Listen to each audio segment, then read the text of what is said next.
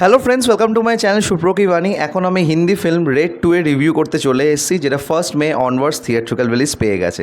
এই ফিল্মটার ডিরেক্টর হচ্ছে Rajkumar Gupta, just like last part, এবং এখানেও আমরা দেখতে পাচ্ছি অজয় দেবগনকে নিজের রোলকে রিপ্রাইজ করতে।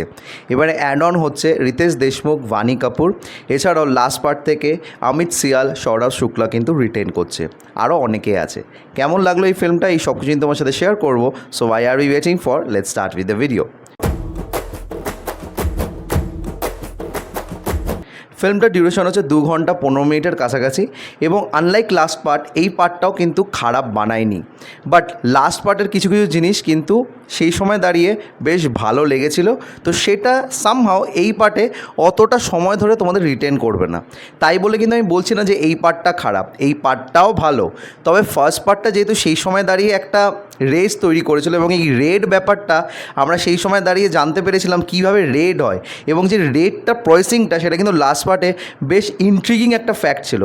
এইবারেও রেড আছে, তবে সেই রেডটা তোমাদের সেইভাবে ইন্ট্রিগ কতটা করবে সেটা আমি বলতে পারছি না। এইবারে গল্পটাতে রিতেশ দেশমুখের উপর ফোকাস করা হয়েছে, এবং রিতেশ দেশমুখ কিন্তু আউটস্ট্যান্ডিং পারফরমেন্স দিয়েছে। সৌরভ শুক্লা যেইভাবে লাস্ট পার্টে একটা জমিয়ে রেখেছিল, রিতেশ দেশমুখ হয়তো সেই লেভেলে জমাতে না পারলেও পার্সোনাল স্পেসে সে কিন্তু নিজের অভিনয় খুব ভালো করেছে, এবং সে অজয় দেবগনের সামনে যে ফেস অফটা দিচ্ছে সেটা কিন্তু নিঃসন্দেহে দেখতে ভালো লাগবে স্ক্রিনের মধ্যে।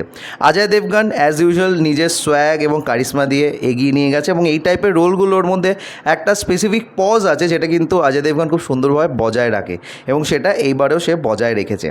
বাণী কাপুরকে বেশি কিছু করার ছিল না, এবং তাকে যেন আমার এই ফিল্মের একটা মিসকাস্ট মনে হচ্ছে। আমার মনে হলো তাকে খুব একটা বেশি শ্যুট করেনি। এর থেকে বেটার আমার মনে হয়েছে লাস্ট পার্টে ইলিয়ানা ডিক্রুজ ছিল, if I am not mistaken, please do correct me. সে কিন্তু বেটার করেছিল আমার মনে হয় এটা। অমিত সিয়াল দারুণ করেছে, এবং সৌরভ শুক্লার অল্প কিছু রোল আছে, সেটা জাস্ট ক্যারি ফরওয়ার্ড করার জন্য এখানে রাখা হয়েছে, এবং সেও নিজের নিজের জায়গায় ঠিকঠাক করেছে। এই ফিল্মের গানগুলো আমার মনে হলো খুব একটা দরকার নেই, জাস্ট প্রমোশনের জন্য বোধহয় গানগুলো রাখা হয়েছে, তো স্ক্রিন প্লের সাথে সেই গানগুলো খুব একটা বেশি যায় না। এই পার্টে দুটো রেড রাখা হয়েছে বড় বড়, একটা হচ্ছে ফার্স্ট হাফে আসে আর একটা হচ্ছে ফিনালেতে আসে, সেকেন্ড হাফে।